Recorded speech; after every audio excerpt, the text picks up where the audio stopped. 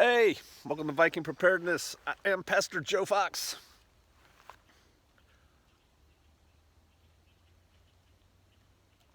A few things. NWA prep.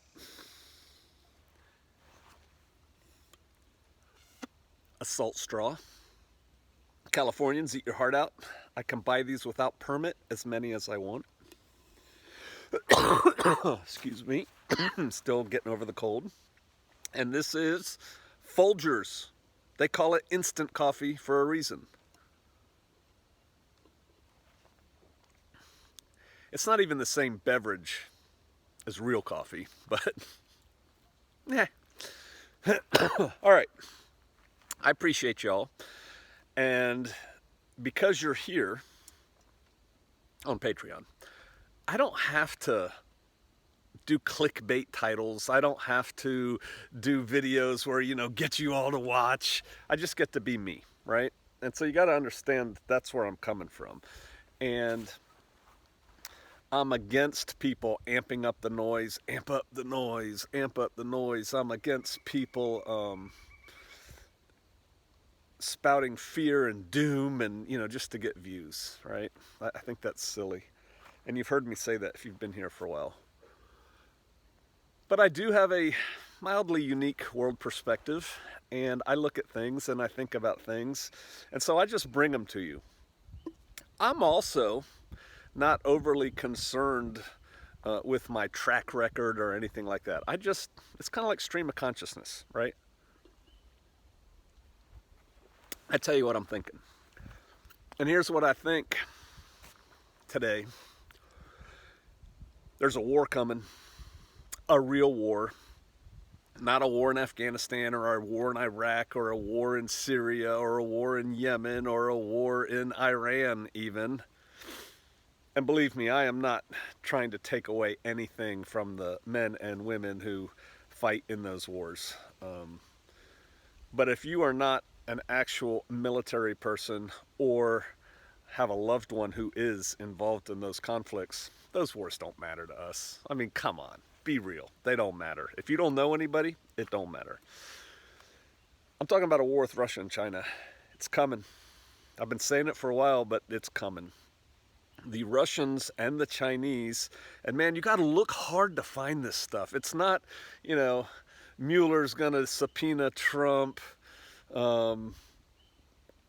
just all the gobbledygook that's on the news that doesn't matter, that they're just trying to inundate you with so you don't think about big things. You got to look hard to find this stuff, but Russia is warning their people that there's a war coming. China is warning its people that there's a war coming. And there is a war coming.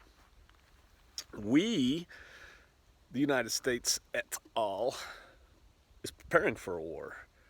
We're having an exercise right now in Norway. The largest, NATO exercise in 15 years, I think?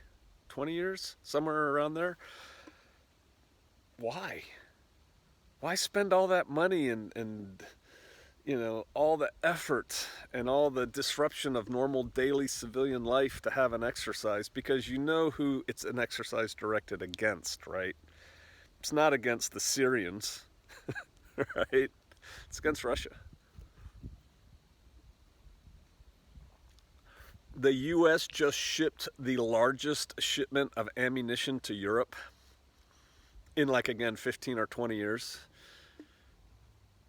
Why? Because we need it there. Why do we need it there? Because we're getting ready to fight.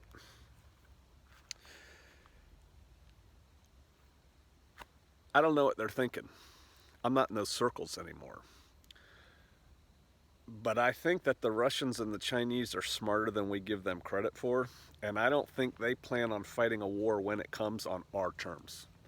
You fight a war on our terms, you lose. Who can stand against the beast, right? You can't fight the U.S. and the allies we drum together and win. Not if you do it the way everybody does it.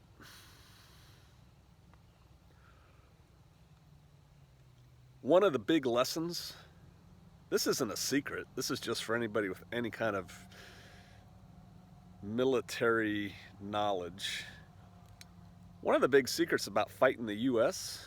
is not to let us build up.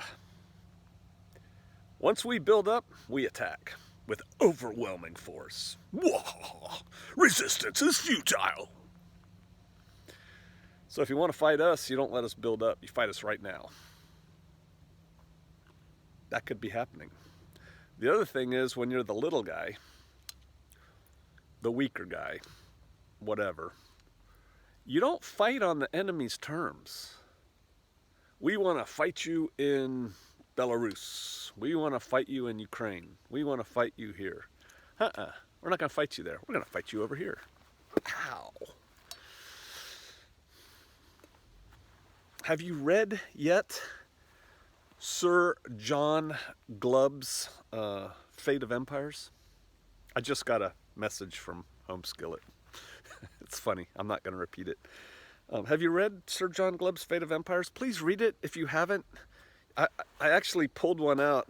My sister Gail sent me a couple hard copies of it. She printed it off and then sent me a couple, and actually had it out to bring out here and hold it up and show you.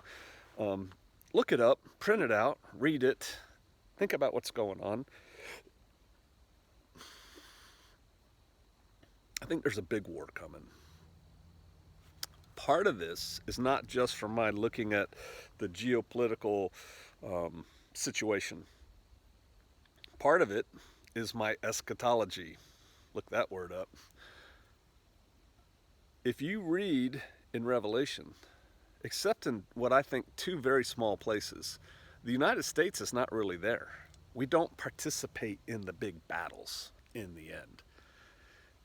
In my opinion, the only way the United States would forego participation in a worldwide fight is if we didn't have the option. We couldn't participate because there was nothing to participate with. And if that's the case, that means it will affect you and me directly and personally.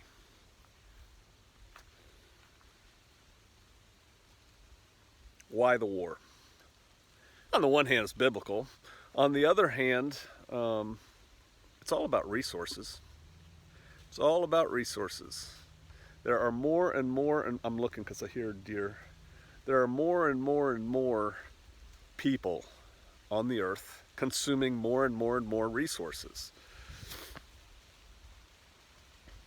People want control. Regimes want control of said resources. You know what one of our biggest resources is?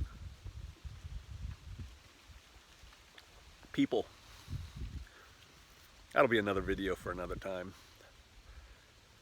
China is all over Africa. All over it. That's why we started AFRICOM. You don't hear about that. China's telling their people, get ready for war. They're starting to test us out in the South China Sea. What's in the South China Sea? Oil and gas. Russia, I don't think, wants to be pushed around anymore. And we are poking the bear all the time. I think Russia's got a plan. I think it's going to include China, at least initially. That is a force that changes the game for the way we fight war. Population centers, what I just say, one of our most vital resources is people. Population centers, you don't want to be around them. They're targets. They're targets to be attacked. They're targets to be protected. I was just north of Atlanta recently. Drove right through Atlanta. Drove around Atlanta another time. Going there through, coming back around. Too many people. Too many people.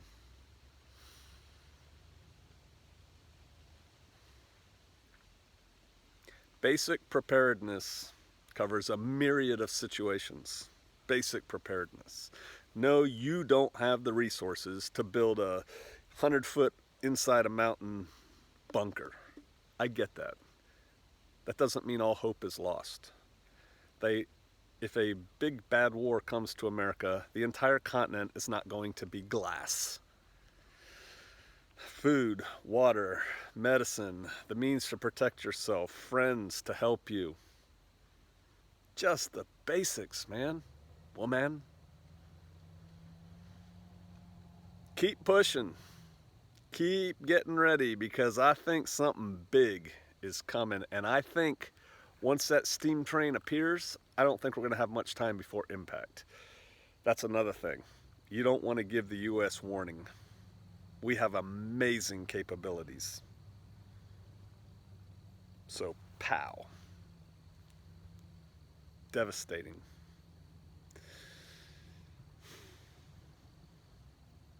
I know y'all don't think this way, but man, there's a lot of people out there that have these Red Dawn fantasies.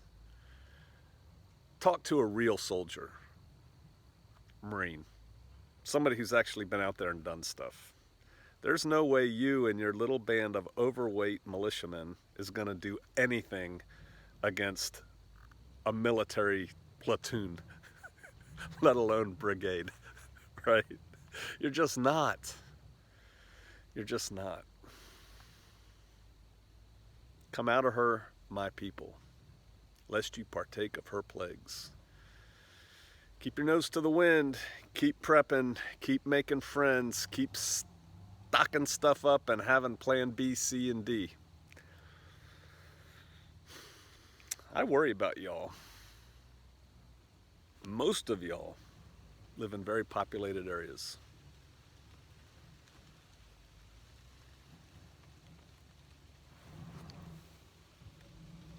Hear that?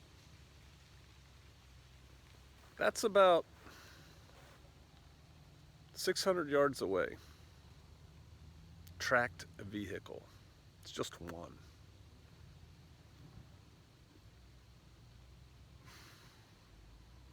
When I think of tracked vehicles, I think of green ones with guns on them. I hope you're never in that position. I hope if you are, you have a plan for you and yours. Get ready. I think it's coming. I'll see you out there.